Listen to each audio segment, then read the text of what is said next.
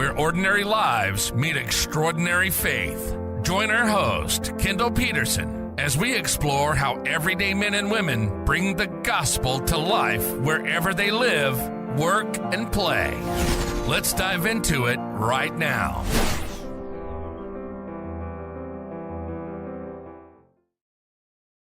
Hello, and welcome to episode 19 of the Everyday Apostle.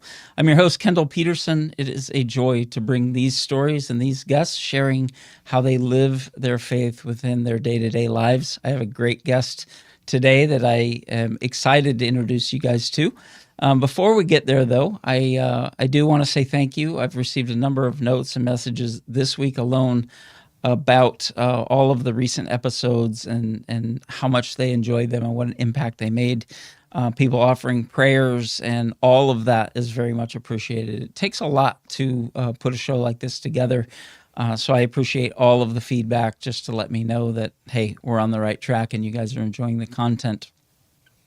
Today, our episode today is brought to you by the strategic consulting firm Elemental Strategies.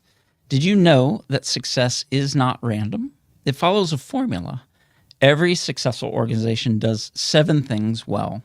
Now, Elemental Strategies calls these the essential elements, and from strategy and growth to leadership and culture, helps both nonprofit and for-profit organizations achieve lasting success by mastering these 7 core principles.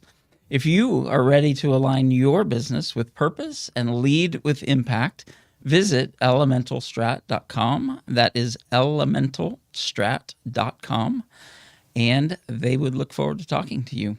They will even do a free assessment against these 7 elements for any organization that is interested to see where they are. Check them out, elementalstrat.com. So now let's dive into the show. Today on the Everyday Apostle, I have guest that I've been trying to get on this show since before we even started. And not that he has been elusive, but he has been extraordinarily busy.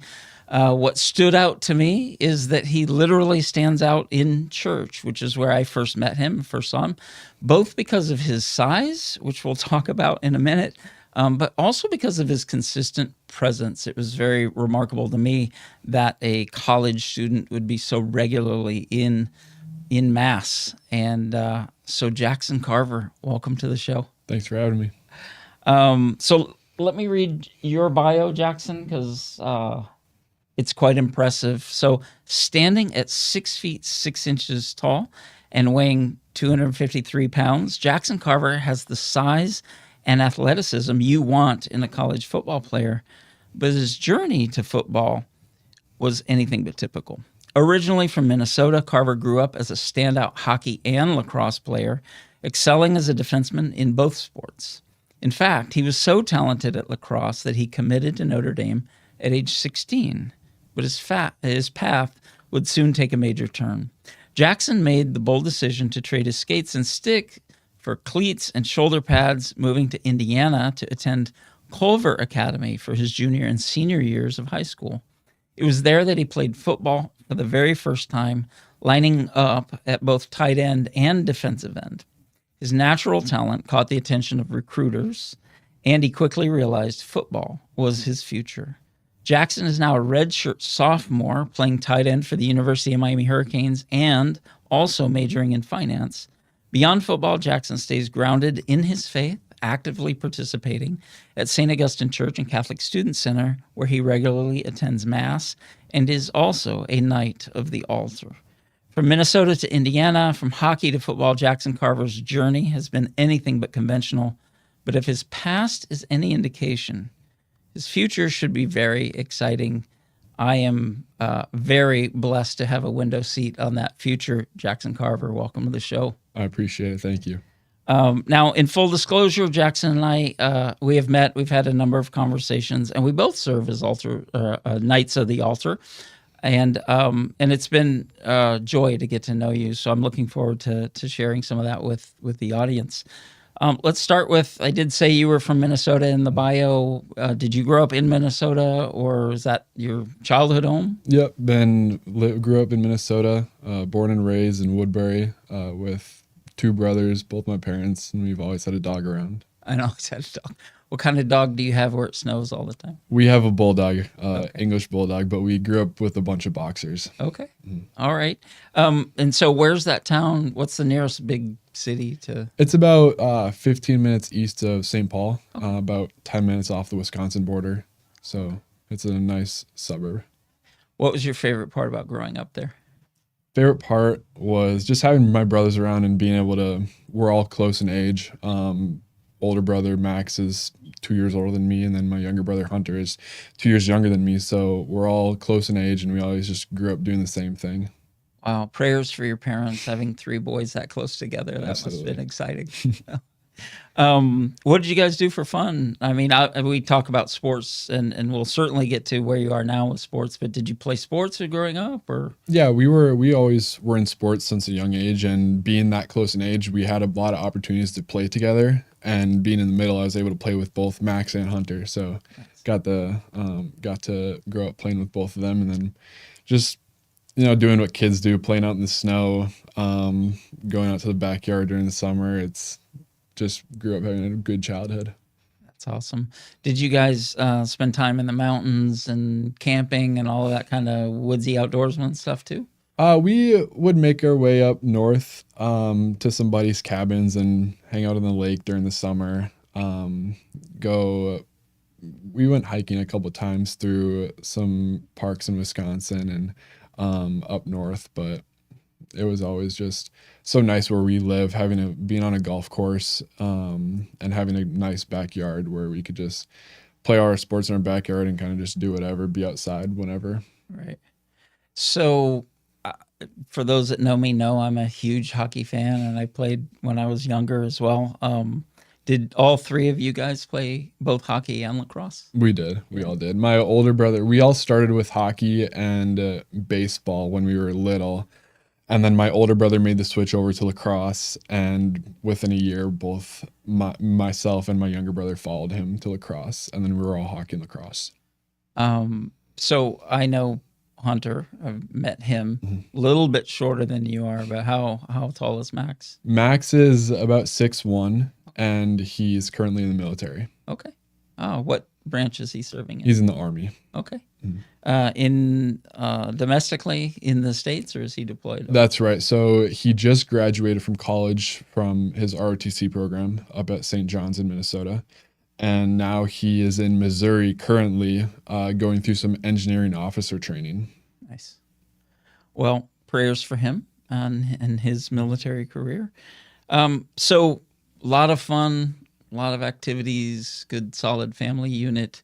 What was your faith life like in those early years? We were all baptized Catholic as babies, and grew up Catholic, going to mass. My dad didn't grow up with too much of a religious background. He is from a farm in Wisconsin, growing up with his dad. And when he met my mom, he started to, because my mom's family is very Catholic, so he started getting more into his faith once he met my mom. Nice.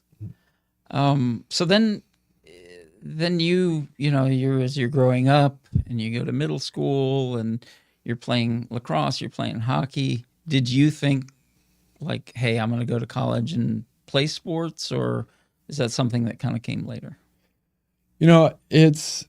It was never really my focus growing up and through middle school. I didn't know exactly what I was going to do, because originally the plan was hockey and then lacrosse and then ultimately football. So it's kind of always been pretty fluid in what I wanted to do. And at some points I was leaning towards more Ivy League schools, and then I was thinking service academy. So I've kind of been interested in everything, and I'm very happy with the way it turned out.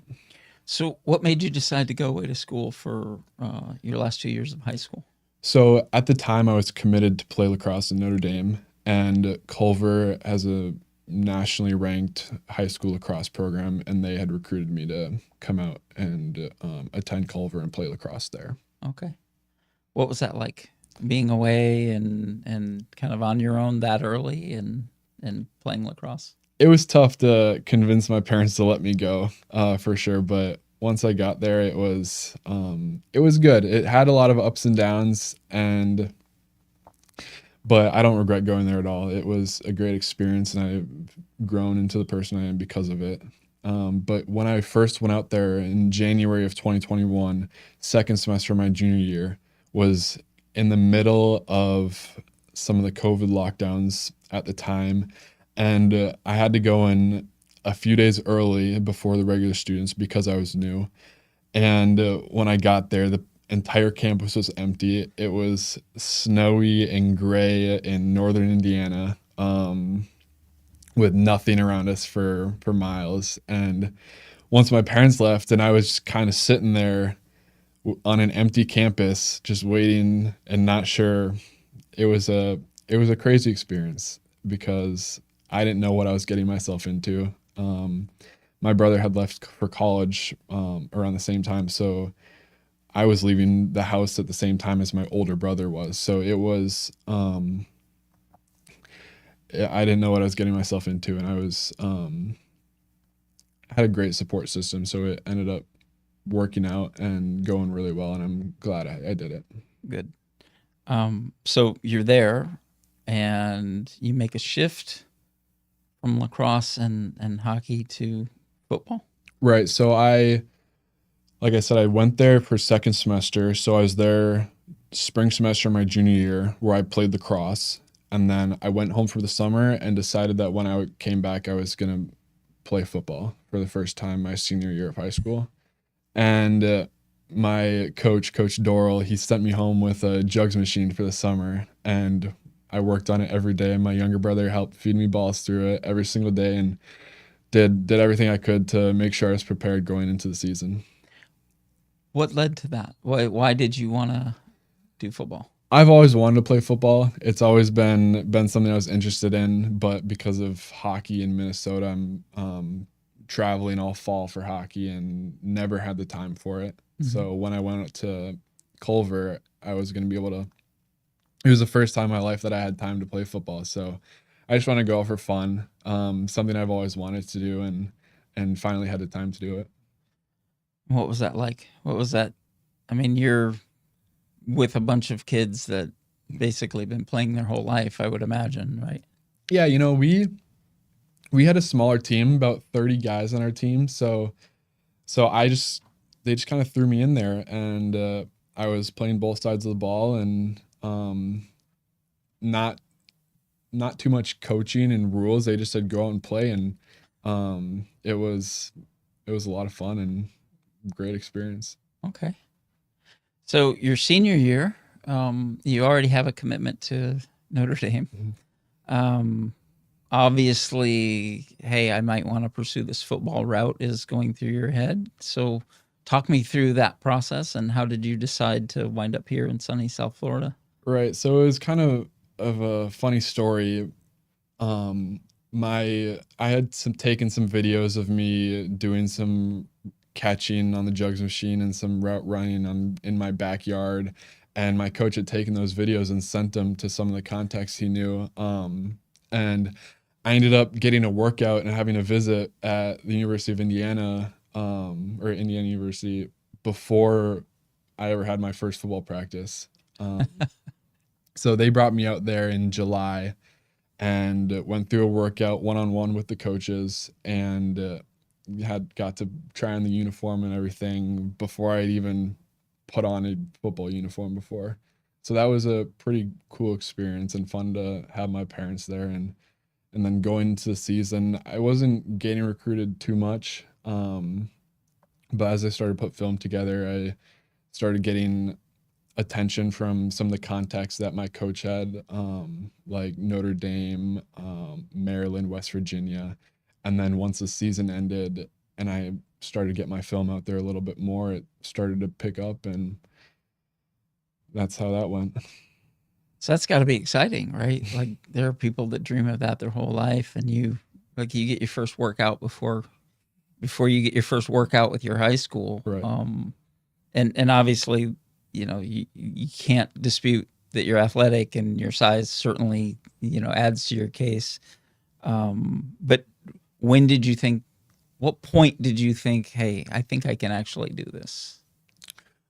Well, I don't remember exactly how the timing went, but I received an offer from West Virginia right after the season and went for an official visit. And that was really eye-opening because I had never really lived in the football world before. So being flown in and having the hotel paid for and getting the whole recruiting tours and all the uniforms and all that was extremely eye-opening. And I knew that it was a whole different world than college lacrosse was, and something that I definitely wanted to pursue if it was available. And so you wind up here at the U. So what was that like? How did they reach out to you? You reach out to them? Yeah, later that spring of my senior year, I received a call from Coach Field, who was our former tight ends coach, who now works in recruitment. But I received a call from him, and my first call from him was an offer, and I was excited about it. It was all happening so fast, and I was away from home at this point, so I just sent a text to my parents, "Hey, Miami just offered," and my dad was ecstatic. I really didn't know the history about Miami with Ray Lewis, Ed Reed, all the great tight ends that have gone here, but my dad was very familiar with that, having a football background himself. So we definitely we definitely wanted to make the trip down here. So we came down later that spring, and it was obviously, campus was beautiful. The coaches are all great. They were amazing, extremely welcoming. It felt like a true family. And Jimmy Graham was there, so he and we were able to speak with him for about 15 minutes during practice. So that was cool, and I've been able to keep in touch with him. We both have aviation interests. He's a pilot. He does everything. So I've been able to learn from him and stay in contact with him because of that connection that we made almost 4 years ago now on my first visit here. Wow. So super exciting, and you commit, and then it's time to move. But in that process, as you're making that transition, there's a lot going on. It moves pretty fast, and it can be intimidating and scary, and like all of those other things. Okay. Were you in mass? Were you praying? Like, what was faith a part of that decision? Absolutely. So I graduated high school 2022 from Culver, and it was shortly after that I had committed. And I committed because there was such a Catholic faith even on our coaching staff, and having a church literally a stone's throw from our facilities, a Catholic church, and having so many Catholic connections on the team, and being strong in my faith, knowing that God would guide me to the right decision. It just felt right. And so I ended up committing after graduating, and they wanted me to come in as a 2022 recruit, but I didn't necessarily feel ready, not having a football background, having 1 year of kind of lower level football, not growing up really watching too much football. I felt like I needed another year to kind of catch up, not necessarily physically, but more mentally with how the game works, the little things that you pick up just from playing, from being a little kid, that a lot of my teammates have, that I needed to really work on. So I decided to take a post-grad year out in Connecticut, which unfortunately was short-lived due to injury. So came back home to Minnesota and rehabbed my knee after dislocating it, and getting ready to go then early enroll as a 2023 recruit in the spring of 2023. Okay. So when you got here to Miami, obviously that's, as we said before, it's intimidating and can be a little bit scary. That football moves much faster at the college level than it does at the high school level. For sure. But that's about the time that I started seeing you in church, right? And I just, we would look and we're like, man, this kid's here every Sunday, like solid. And that was the one thing that that sticks out. And it's not like there aren't other, we have a great community and a great connection with in our parish and the young adult group, and like there's so much going on there. But the sports can be their own god, right? And I think that was the one thing once we had an initial conversation and kind of discovered you were on the team. Like how is this kid still, despite all of the pulls against it with time and attention? I'm sure not all of your teammates are in church. Like, what do you think that is? Is that just grace, or is that an absolute commitment on your part to keep that front and center?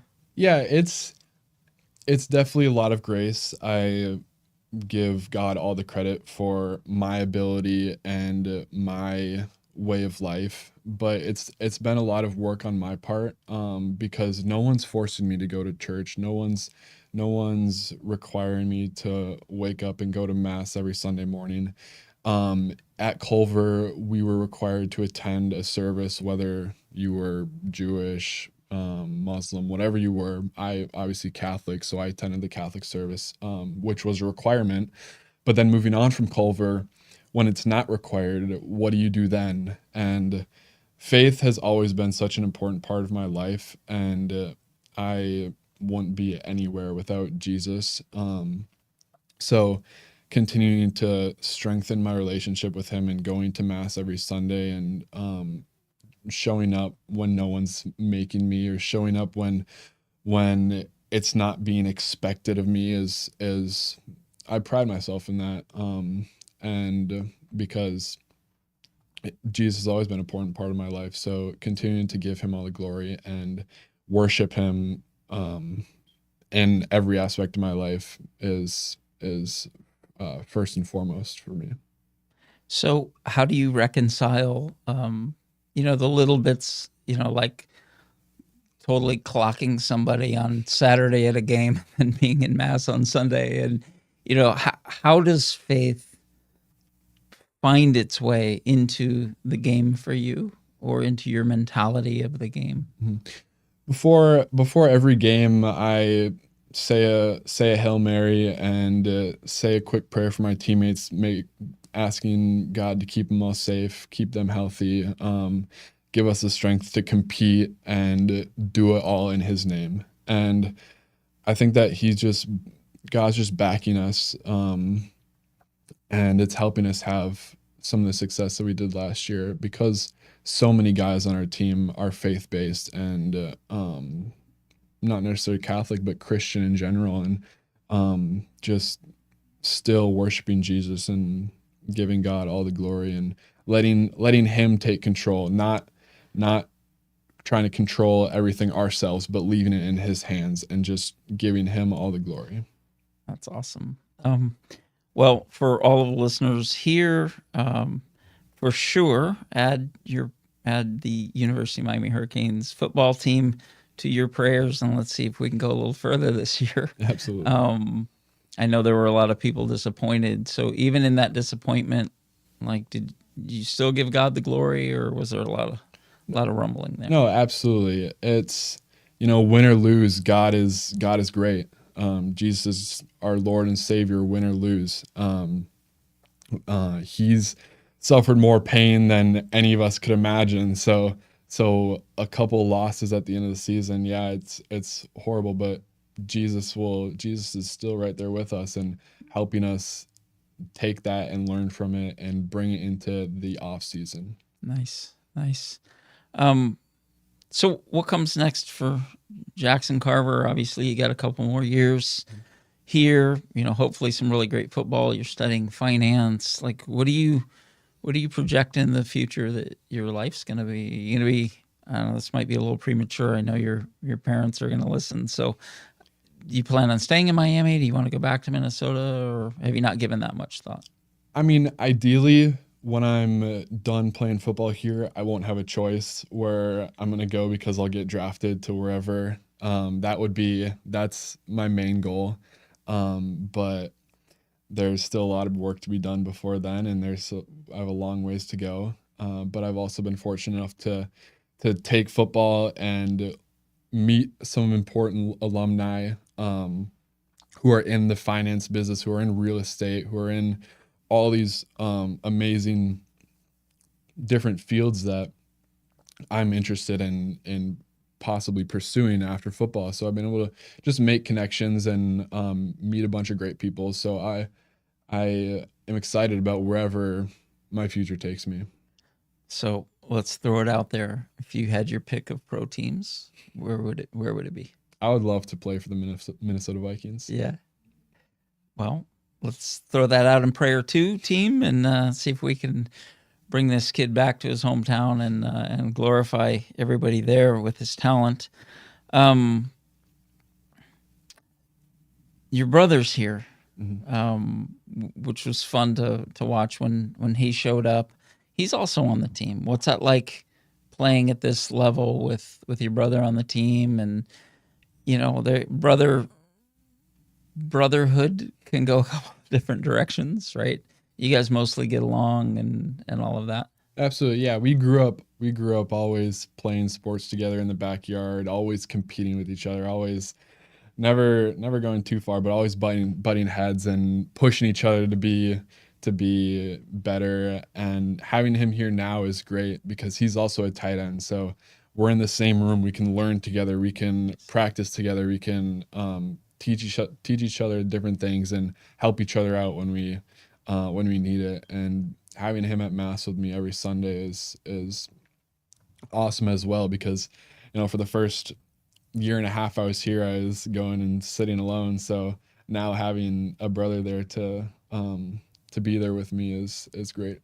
But now you're an altar server, so you're leaving him sitting alone. Right. What made you decide to do that?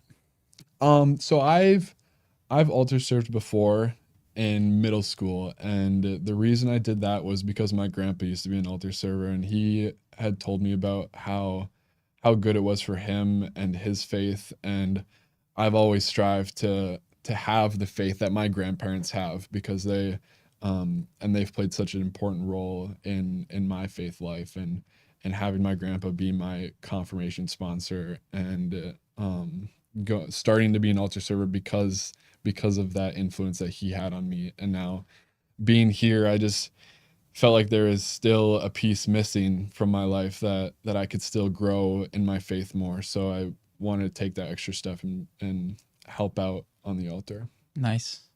Well, as a fellow altar server, it's been a real pleasure serving with you, for sure. And you certainly bring a presence to that side of the altar. So as we wind down here, one of the things I've truly enjoyed and appreciated about you is also getting to know your family. I know your parents are down here quite a lot. That's a huge sacrifice and a huge commitment for them. So mom and dad, kudos to you guys for all of that support. I know it's also warmer here, so I get that too. But just appreciating your family and the family dynamic. And I think that goes a long way to your success. It goes a long way to the man that you are and the man that you're going to become. And now to hear, about your grandparents' influence. So family's so important, and that's something that society is just working hard to erode in general, is the concept of family. So, kudos to you and your family for keeping that together. Any last thoughts on, other college students, other football players, other sports folks that are, kind of in your age range, like how to keep faith a part of that when there's such a pull against it? Yeah, I think the one thing is that I heard this my sophomore year of high school in my religion class, that when I was struggling with going to mass and sometimes being bored in mass or not understanding why we have to go to mass every Sunday, my religion teacher my sophomore year told our entire class that if you find yourself being bored or not understanding, to try to truly imagine the true presence of Jesus in the Eucharist and listen to the words of the priests and try to understand the gospel and what the message is and how it can apply to your own life. And ever since then, that's always stuck with me. And that's the reason that I attend mass when no one's forcing me to, and why I still have such a strong faith. Now being away from my parents, being away from my grandparents, being away from home. But I've met a bunch of different people through church and through my faith. I even stay in touch with Deacon Mike, who I still try to call once a week. He's from Carver, and I would sit down with him and talk with him for hours, and he would tell me about his life experiences and talk me through things that I might be struggling with. And now Father Vagoa here in Miami, and all the different people I've met through altar serving, or even just the older grandparents at mass that I love talking to every week. It's just, there's so many great people in the Catholic community, and everyone just needs to keep their faith strong so that we can all make this world a better place, and all just need to come together and give God all the glory. Amen. Well, we are out of time on this show. I told you it would go fast. Jackson, thank you so much. This is exactly why I wanted, to have you on the show from the beginning. I think that your story is amazing. Kudos to you guys. You're definitely an example in a number of ways to a lot of people. So thank you for coming and sharing that story with me and with our audience. To all of you guys out there, please keep up the prayers. Please keep up the encouragement. It's hard to fit this in and keep this going, and I'm not great at it, I admit, but I do appreciate hearing that you guys are looking forward to the next episode. And for all of you out there, just keep in prayer, stay in prayer, and keep God at the center of your life. And we will see you next week. Thanks for tuning in to The Everyday Apostle. Don't forget to like and subscribe on YouTube, on your favorite podcast outlet, and at our website at everydayapostle.com. Until next time, stay blessed.